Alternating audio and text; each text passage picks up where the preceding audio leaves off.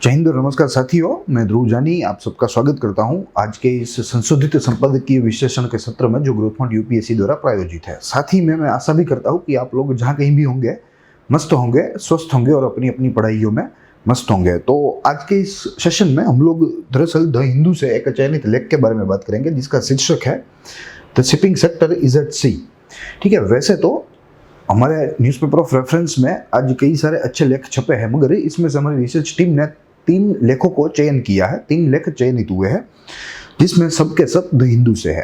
Times of India से एक अच्छा लेख था जिसमें यूएनएससी वो इंडिया का जो नेक्सस है उसको दिखाने का प्रयास किया था। हालांकि उसको हम हमारे कंटेम्प्रेरी थ्रस्ट के सेगमेंट में कवर करने का प्रयास करेंगे, तो आज उस लेख को हमने यहाँ नहीं लिया है। मात्र हम लोग द हिंदू के लेख की ही बात करेंगे आज के दिन। और उसमें से जो प्रथम इस सत्र में जो हम लोग बात करने वाले हैं वो है the shipping sector is at sea, यानी कि जो नौ परिवहन क्षेत्र है जो आज मृतप्रायी है, जिसको आज एक नव चेतना की जरूरत है, उसके बारे में यहाँ बात की गई है। तो देखेंगे पूरा लेख। यहाँ as you can see on the cover सबसे ऊपर सागरमाला परियोजना है जो एक बहुत ही महत्वाकांक्षी परियोजना है जो वर्तमान केंद्र सरकार के द्वारा वर्ष 2015 में शुरू की गई थी और हाल ही में यह जो योजना है वो कार्यशील है। साथ यहाँ नीचे जैसा आप देख रहे हैं कि कंटेनर्स लोडिंग अनलोडिंग हो रहे हैं। ठीक है, तो कुल मिलाकर यह शिपिंग पूरा जो सेक्टर है उसका जो है व्यू देने वाला लेख है। ठीक है, कि हमारा जो शिपिंग सेक्टर है उसमें क्या क्या सुधार करना ज़रूरी है, कौन कौन सी ऐसी चीज़ें हैं, कौन कौन से ऐसे कारण हैं जिनकी वजह से आज हमारा नौ परिवहन क्षेत्र जो है वो एक दुर्बल है, वो एक अव्यवस्थित है, इत्यादि चीज़ों के बारे में लेखक ने बात की है। बहुत ही अच्छी तरीके से बात की है। प्लस यहाँ हमें हमारे संशोधित तत्वों में सागरमाला प्रोजेक्ट के बारे में देखना होगा। यह एक बहुत ही महत्वाकांक्षी परियोजना है जैसे हमने बात की, और इससे कई सारा हमें फायदा भी हो सकता है। इनफैक्ट इस योजना से हमें आर्थिक जो वृद्धि है उसमें भी फायदा होगा, प्लस हमारा जो विकास का कार्य है उसमें भी तेजी आएगी। तो कुल मिलाकर ये जो एक बहुत ही बहुलक्षी योजना है उसको हम लोग हमारे तीसरे चरण में देखने का प्रयास करेंगे। शुरू करेंगे लेख की तस्वीर को देखते हुए। देखिए, यह पूरा लेख है जो आर.एन. जॉय डी क्रूज के द्वारा लिखा गया है और ये महानुभाव आजकल यूनाइटेड नेशन के साथ जुड़े हुए हैं। यूनाइटेड नेशन के साथ जो साउथ एशियन रीजन है उसका जो कार्यभार है वो इनके सर पर है। तो इन्होंने अपना व्यू जो है यहाँ दिया है और साथ में एक प्रतीकात्मक यहाँ तस्वीर भी है इस लेख में जो कि जेवीपीटी मुंबई की दिखती है। ठीक है, देखेंगे पूरा लेख। देखिए, लेख पूरा हम लोग यह 3 बिंदुओं में देखने का प्रयास करेंगे, इन 3 चरणों में, जिसमें से सबसे पहला चरण रहेगा लेख का निष्कर्ष। हम लोग देखेंगे कि लेख दरअसल कहना क्या चाहता है और इसका निष्कर्ष जो है वो क्या निकलता है। उसके बाद लेख की महत्वपूर्ण बातों को देखने का प्रयास करेंगे, यानी कि हाइलाइट्स ऑफ द आर्टिकल, जो संशोधन हमें लेखक ने दी है उसको यहाँ देखने का प्रयास करेंगे। और साथ ही में लेख संबंधी जो सामान्य अभ्यास के संशोधित तत्व है उसको भी हम लोग उजागर करने का प्रयास करेंगे, जिसमें हमने आज बात की कि हम लोग सागरमाला प्रोजेक्ट के बारे में, जो बहुत ही बड़ा प्रोजेक्ट है और बहुत ही बड़े पैमाने पर हमें फायदा भी करवाने वाला है, उसके बारे में देखने का प्रयास करेंगे डिटेल। ठीक है, तो यह रहेगा आज के इस हमारे सेशन का एजेंडा, जिसमें सर्वप्रथम हम लोग हमारे लेख के निष्कर्ष से शुरुआत करेंगे। देखिए, निष्कर्ष तो यही निकलता है, जिसका प्रथम मुद्दा यही रहता है कि भारत का जो नौ परिवहन क्षेत्र है, भारत का नौ परिवहन क्षेत्र दुर्बल है इन कंपैरिजन टू फॉरेन। विदेशी नौ परिवहन क्षेत्र की तुलना में हमारा जो भारत का नौ परिवहन क्षेत्र है वो एकदम कमजोर है, एकदम दुर्बल है।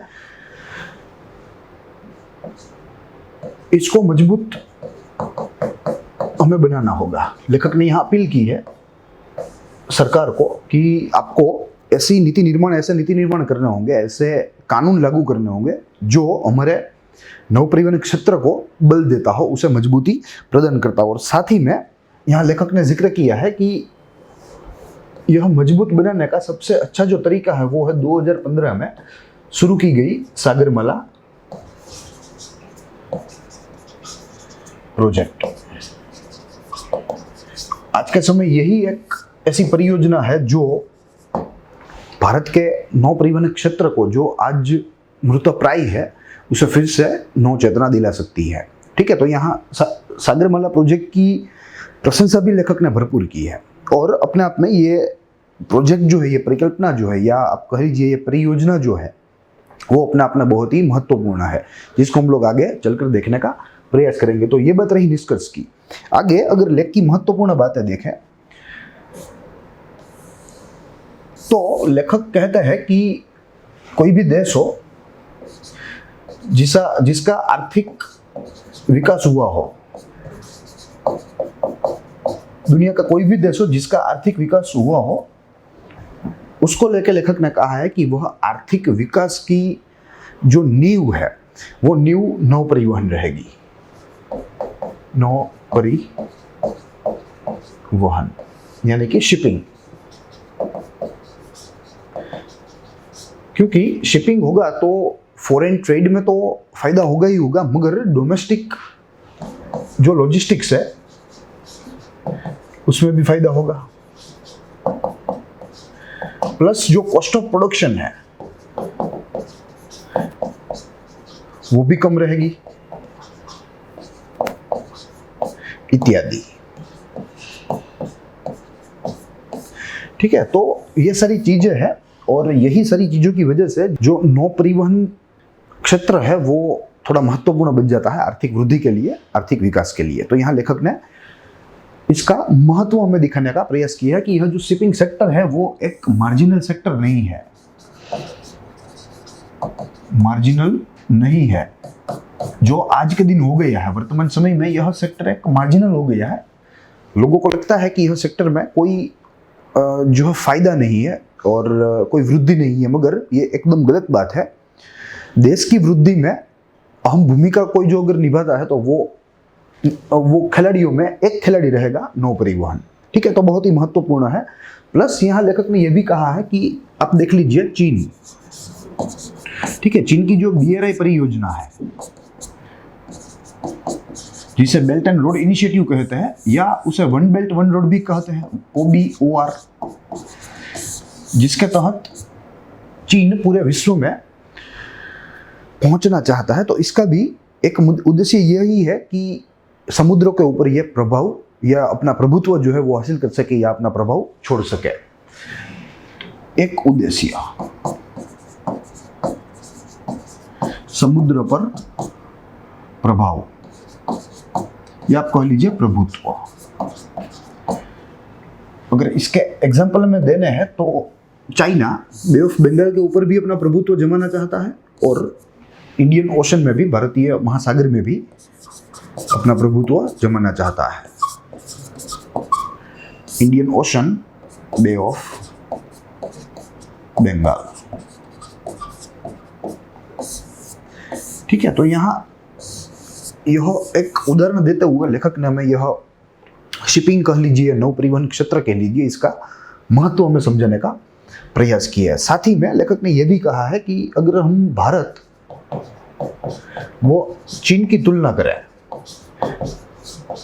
तो भारत की स्थिति जो है वो बेहद मजबूत है, क्योंकि चीन एक बड़ा देश है, भौगोलिक रूप से बड़ा देश है, वस्ती के रूप से तो है ही, मगर भौगोलिक रूप से भी भारत से कई गुना बड़ा देश है। ठीक है, तो यहाँ कहा गया है कि भारत में मौसम भी अच्छा है, एक्सट्रीमिटीज है ऐसा नहीं है, मगर अगर कोस्टल एरियाज की बात करें तो वहाँ जो एडवर्सिटीज एंड एक्सट्रीमिटीज है क्लाइमेट की, वो बहुत ही निम्न है, बहुत ही कम है। ठीक है, तो मौसम अच्छा। वहीं चीन जो है वहाँ मौसम अच्छा नहीं है, they have got hostile environment, और आप क्लाइमेट भी कह सकते हैं। ठीक है, साथ ही में भारत को तीनों बाजू से, तीनों तरफ से समुद्र मिलता है, वाइल जो चीन है उसे मात्र और मात्र अपने पूर्व बाजू ही समुद्र मिलता है। चीन को अपने पश्चिम बाजू समुद्र नहीं मिलता। पश्चिम बाजू तो जो है मंगोलिया जाता है, अगर साउथ वेस्ट की बात करें तो तिब्बत आ जाता है, नेपाल आ जाता है। ठीक है, तो यहाँ ये भी एक हमारे लिए थोड़ी फायदाकारक बात है। चीन को समुद्र मात्र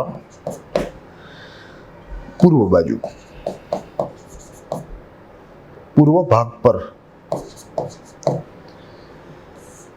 ठीक है, तो यहां भारत की परिस्थिति मजबूत है।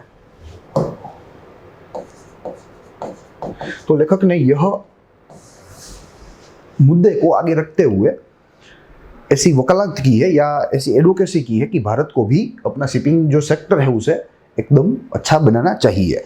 मगर यहाँ फिर भी ऐसी एडवर्सिटीज के बावजूद भी चीन जो है उसका जो परफॉर्मेंस है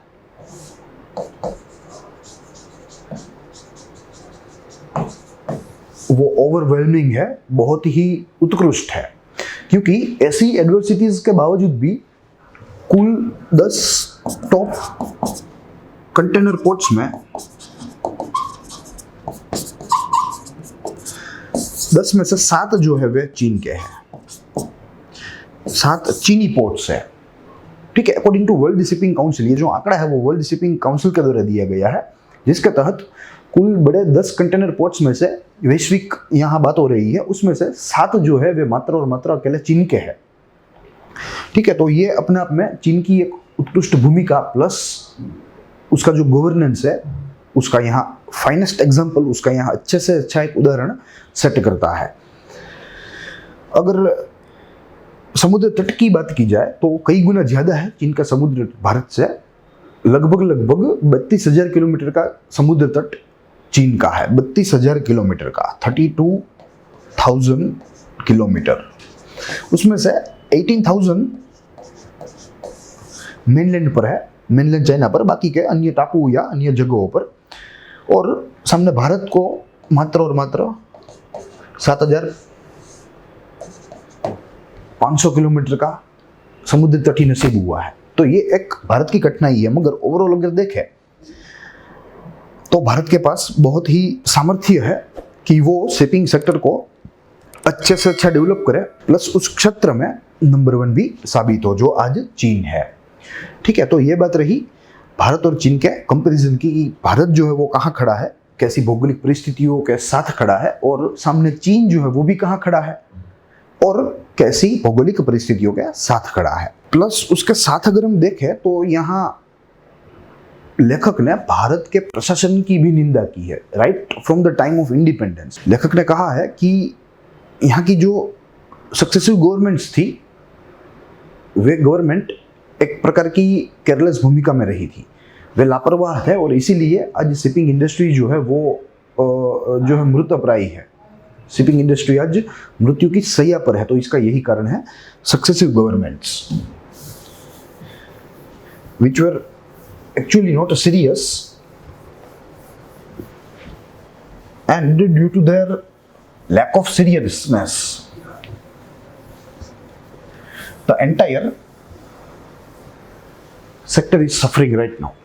ठीक है, तो लेखक ने यहाँ सक्सेसिव गवर्नमेंट्स की निंदा की है और कहा है कि in the mid of 16th century, 16वीं शताब्दी के मध्य में भारत और चीन दोनों की जो जीडीपी थी वो डबल आंकड़ों में थी और दोनों की सेम थी। ठीक है, बोथ वर इक्वल। मगर फिर उसके बाद यूरोपियन इन्वेशंस हुए भारत में, जिसकी वजह से हमारी जो गति थी वृद्धि की वो एकदम धीमी पड़ गई। वहीं जो चाइनीज गति जो थी वो धीमी नहीं पड़ी, और आज चाइना एक विश्व के महासत्ताओं में शामिल होता है। ठीक है, और भारत को जो है भीख मांगनी पड़ती है कि भाई हमें भी महासत्ता का पद दे दो, या हमें भी यूनाइटेड नेशन सिक्योरिटी काउंसिल के स्थायी सदस्य बना दो। ठीक है, तो ये दोनों में डिफरेंस है, और इसके लिए लेखक के मुताबिक जो सक्सेसिव गवर्नमेंट्स थी वे 100% जिम्मेदार है।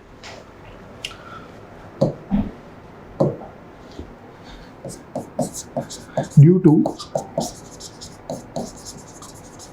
Successive governments since independence responsible for today's suffering of shipping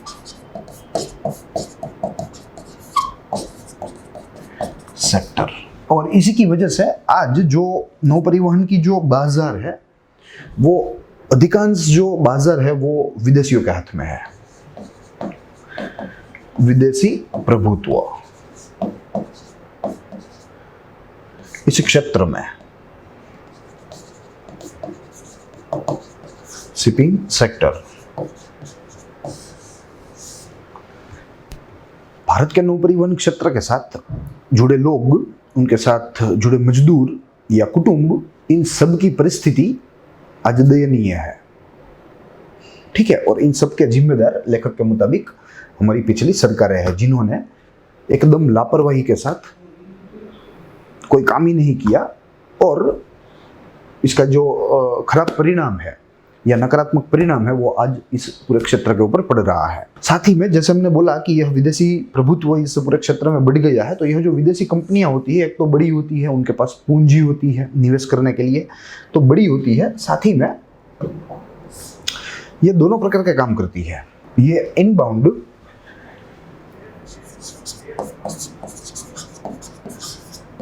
and outbound जो लॉजिस्टिक है, या आप कह लीजिए इनबाउंड और आउटबाउंड कार्गो, दोनों में हिस्सा लेते हैं, दोनों में। ठीक है, इनबाउंड का मतलब और आउटबाउंड का मतलब हमें मालूम होना चाहिए। देखिए, जो गुड की जो चेन होती है, राइट फ्रॉम द सोर्स, यानी कि right from the manufacturer to the end customer. ठीक है, तो बीच की जो यह चेन है, इस चेन को दो अलग भागों में विभाजित कर दिया है। एज लाइक सर्वप्रथम यहां सप्लायर है, यहां फैक्ट्री है, और यहां एंड कस्टमर है। तो पहले तो उत्पादन तभी होगा फैक्ट्री में जब रॉ मटेरियल्स आएंगे, रॉ मटेरियल्स इस सप्लायर के पास से आएंगे। This supplier will supply raw material,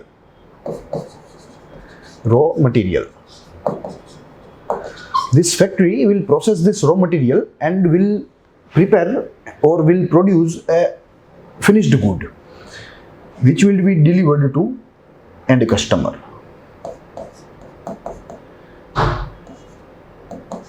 Deliver produced good। ठीक है, तो यहां जो रॉ मटेरियल्स की जो सप्लाई हुई फैक्ट्री में, राइट फ्रॉम द सोर्स, उसे इनबाउंड कहते हैं। वहीं जो फिनिश्ड गुड था, जिसकी डिलीवरी हुई फैक्ट्री से एंड कस्टमर तक, उसे आउटबाउंड कहते हैं। ठीक है, एकदम सिंपल है, मगर हमें मालूम होना चाहिए। और ये ऐसी टर्मिनोलॉजी है जो कि आमतौर पर विदेश व्यापार के साथ जुड़ी हुई है, और उसमें भी मुख्य रूप से समुद्री व्यापार के साथ। ठीक है, तो ये बात है। तो यहाँ लेखक का कहना है कि इस विदेशी प्रभुत्व को हमें खत्म करना है, और यही इनबाउंड और आउटबाउंड, यही जो दोनों सिस्टम है, वो हमारे भारतीय निवेशकार भी अपना सकते हैं। हालांकि हमारे नौ परिवहन के साथ जुड़े हुए लोगों की परिस्थिति को सुधारना एक सरकारी चुनौती है, और उसके लिए एक ठोस कानून की आवश्यकता है। ऐसा कोई लेजिस्लेटिव जो एक्शंस है उसकी आवश्यकता है, जो यहाँ हमें दिख नहीं रही है पिछले कई सालों से। ठीक है, तो यहाँ लेखक ने कहा है कि अगर यह भारतीय निवेशकारों की परिस्थिति जो अगर आपको बढ़ानी है, तो निसंदेह आपको आज जो आप विदेशी प्रभुत्व को या विदेशी कंपनियों को या विदेशी नागरिकों को जो आप फायदा दे रहे हैं, वो फायदा आपको हमारे भारतीय लोगों को देना होगा, भारतीय कंपनियों को देना होगा जो शिपिंग के साथ जुड़ी हुई है। ठीक है, ऐसा कानून बनाने होंगे जो इस विदेशी नौकाओं को रोके, और वो अधिकार आपको यहाँ हमारे देसी नौकाओं के मालिकों को देने होंगे, ताकि उन लोगों की रोजी भी चलती रहे। आज होता ये है, सारा काम इन विदेशियों के हाथ में ही है, क्योंकि हमारे पास लैक ऑफ इंफ्रास्ट्रक्चर है, लैक ऑफ इन्वेस्टमेंट है। ठीक है, अच्छी तरह की कनेक्टिविटी नहीं है, हिंटरलैंड तक की कनेक्टिविटी नहीं है। जो पृष्ठ प्रदेश रहता है, जो जमीनी प्रदेश, उसके साथ कनेक्टिविटी नहीं है, तो ये सब प्रोवाइड करते हैं ये विदेश वाले। और इसी की वजह से सारा जो बिजनेस है लॉजिस्टिक का वो आज विदेशी ताकतों के हाथ में है, जिसे हमें उनसे छुड़वाना है और हमारे देसी हाथों में छोड़ना है। प्लस भारत को अपने बंदरगाहों को भी मुख्य शहरों के साथ जोड़ना चाहिए। मुख्य जो आर्थिक केंद्र है उसके साथ भारत के बंदरगाहों को जोड़ना चाहिए, ताकि यह जो लॉजिस्टिक का जो चेन है वो अच्छी तरीके से फिट बैठे और स्मूथली यह लॉजिस्टिक जो है वो एग्जीक्यूट भी हो सके, जिसका फायदा पूरे देश को मिलने वाला है, पूरे अर्थतंत्र को, पूरे देश के अर्थतंत्र को मिलने वाला है। साथ ही में यहाँ लेखक ने बोला है कि अगर इन सब बातों को हमें वास्तविक में तब्दील करना है, वास्तविकता में, then we need to focus on our running Sagarmala project. Sagarmala यह एक बहुत ही महत्वाकांक्षी परियोजना है जो 2015 में नरेंद्र मोदी के नेतृत्व वाली सरकार के द्वारा यह योजना की घोषणा हुई थी और लागू भी किया गया है। और बहुत ही सामर्थ्य है ये योजना में, क्योंकि आज दिन तक जो क्षेत्र में काम नहीं हुआ है या बहुत नहीवत काम हुआ है, उस क्षेत्र को एलिवेट करने वाली यह स्कीम है। ये ऐसा क्षेत्र है शिपिंग का जो प्रत्यक्ष रूप से 10 करोड़ रोजगारी का सृजन कर सकती है। अगर हमारा शिपिंग सेक्टर एक, आप समझ लीजिए, एक पूर्ण विकसित स्वरूप में आ जाए या पूर्ण स्वरूप में विकसित हो जाए, then it has a potential to provide employment to 10 crore people। तो बहुत ही समर्थ है ये, और इसीलिए सरकार ने भी इस दिशा में अपना ध्यान केंद्रित किया है। देखेंगे हमारे तीसरे बिंदु में सागरमाला परियोजना के बारे में, उसके पक्षों को समझेंगे कि कौन कौन से ऐसी चुनौतियां हैं जो इस सागरमाला से हल हो सकती है और इस सागरमाला का हमारे लिए क्या महत्व है, तो देखेंगे। देखिए, यह योजना कुछ नहीं है मगर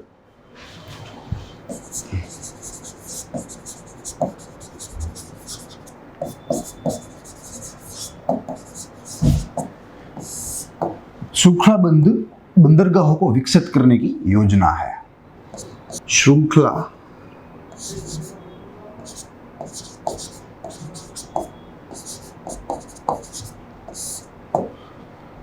बंदरगाहों को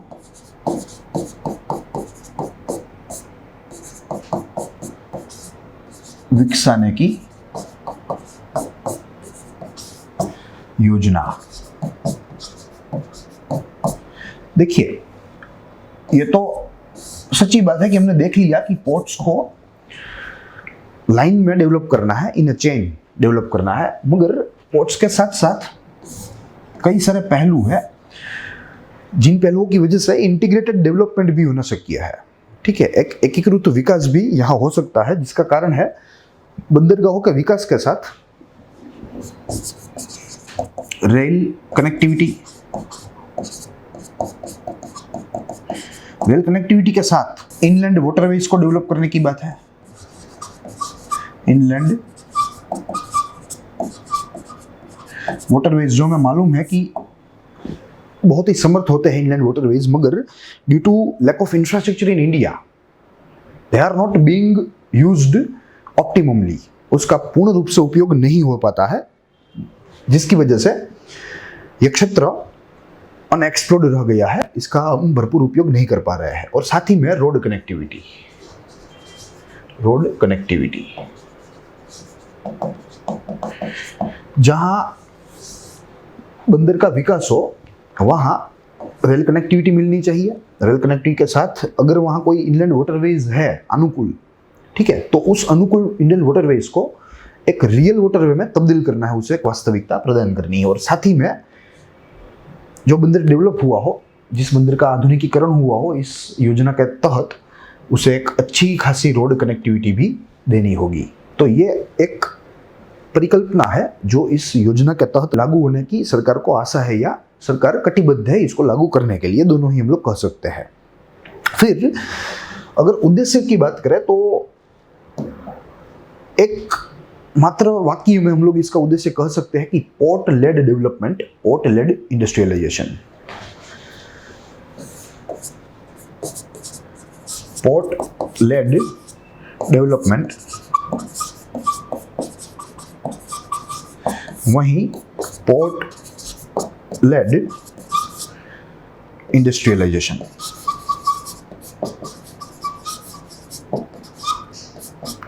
हमें मालूम है कि हमने आज़ादी के बाद त्वरित ही जो इकोनॉमिक मॉडल को लागू किया, जो आर्थिक वृद्धि का जो मॉडल था, वो मॉडल दरअसल औद्योगिकरण से प्रेरित था। ठीक है, तो वर्तमान भी हमें औद्योगिकरण की तरफ ही जाना है और इसी के लिए यह एक ऐसी योजना है जो कि पोर्ट के माध्यम से पूरे अर्थतंत्र को विकसित करना चाहती है और पोर्ट के माध्यम से ही पूरे देश में औद्योगिकरण करना चाहती है। ठीक है, तो ये बहुत ही अच्छी योजना है और इससे क्या होगा कि इंटीग्रेटेड डेवलपमेंट होगा।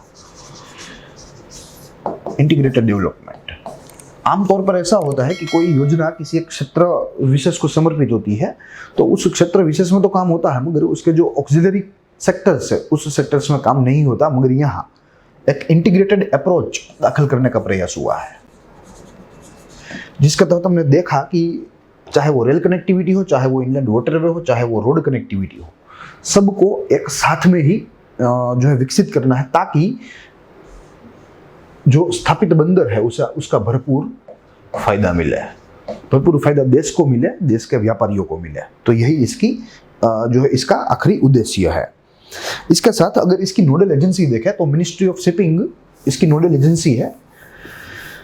आप लोग मुझे कमेंट में बता सकते हैं कि who is current sitting minister for ministry of shipping. ठीक है, और यह मिनिस्ट्री ऑफ शिपिंग जो है वो किस बड़ी मिनिस्ट्री के तले आती है। ठीक है, इनका जवाब आप मुझे कमेंट कर सकते हैं।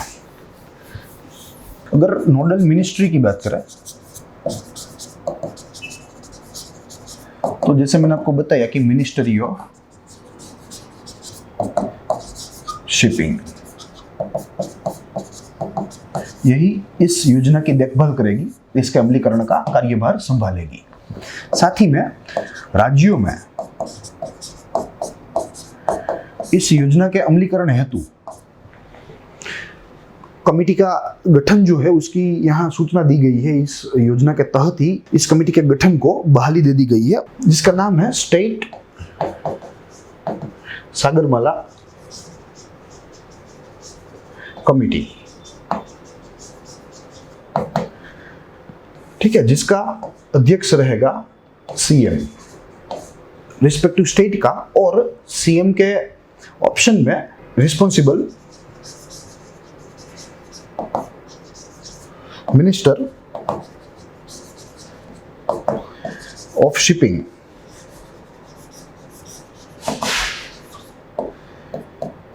इन स्टेट। यानी कि या तो सीएम रहेगा इस कमेटी का अध्यक्ष या मिनिस्टर ऑफ शिपिंग रहेगा रिस्पॉन्सिबल स्टेट का या रिस्पेक्टिव स्टेट का। ठीक है, तो ये गठन करने की बात है, जिसके तहत राज्यों में भी गति मिलेगी इस योजना के अमलीकरण को लेके।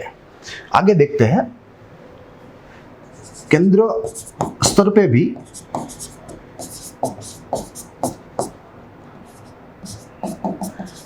एक कंपनी का गठन होगा।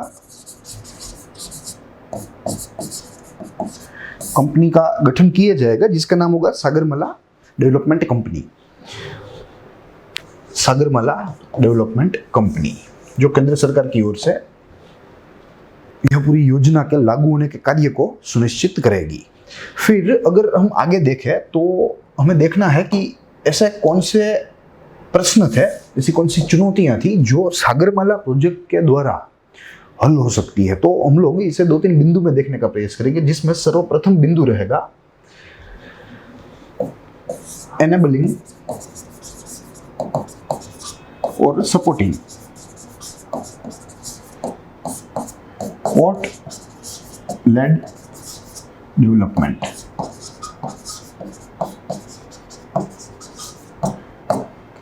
पोर्ट लेड डेवलपमेंट विकास होगा मगर बंदरगाहों की वजह से होगा। ठीक है, तो इसको भी यह सुनिश्चित करेगी। फिर बाद में मॉडर्नाइजेशन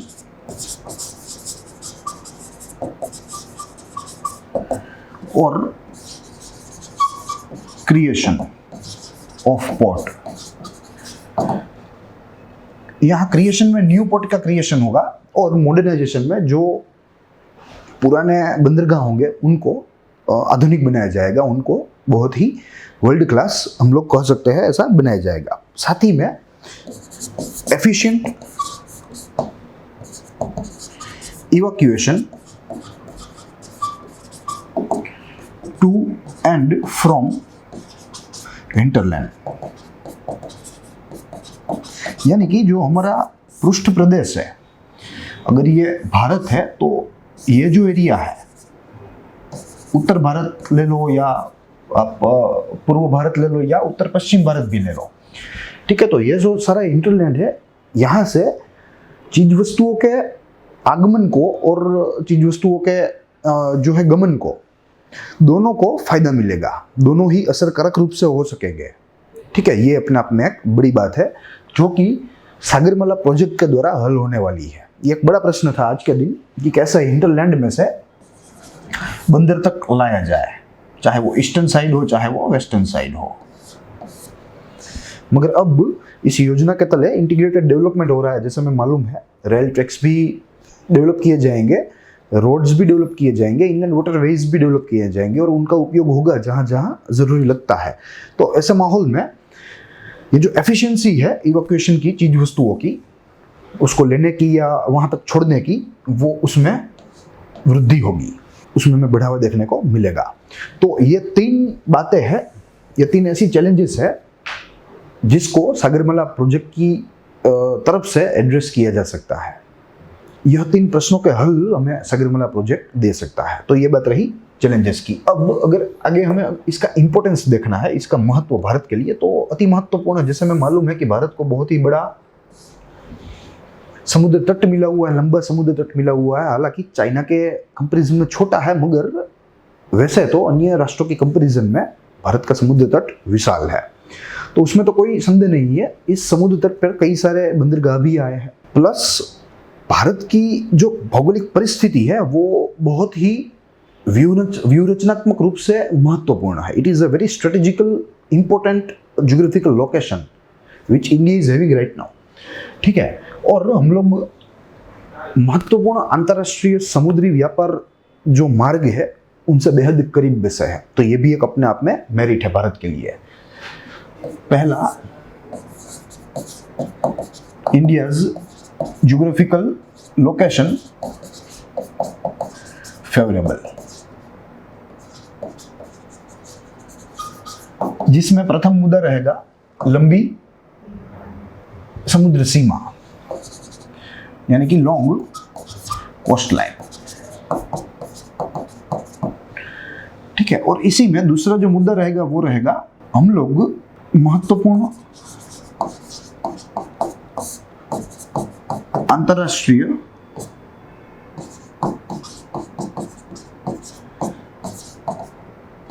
समुद्री व्यापारी मार्ग के करीब है। तो ये भी अपने आप में एक बहुत ही महत्वपूर्ण बात है, जिसमें हम लोग उदाहरण के तौर पर 8 degree channel, 9 degree channel and 10 degree channel, ये बहुत ही महत्वपूर्ण अंतर्राष्ट्रीय व्यापार मार्ग है, समुद्री व्यापार मार्ग है, जो भारत के बेहद करीब है। भारत के नीचे ही है, इंडियन ओशन में है, बे ऑफ बंगाल में है, ठीक है। तो यहाँ कहने का तात्पर्य यह है कि ऐसी अच्छी भौगोलिक स्थितियों का लाभ लेकर भारत को अपने बंदरगाहों की मदद से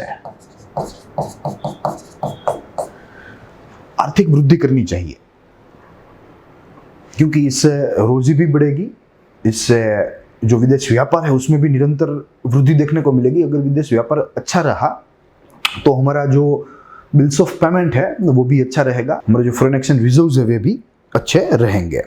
दूसरी बात, यहाँ इसका महत्व इसलिए भी है, यह योजना का,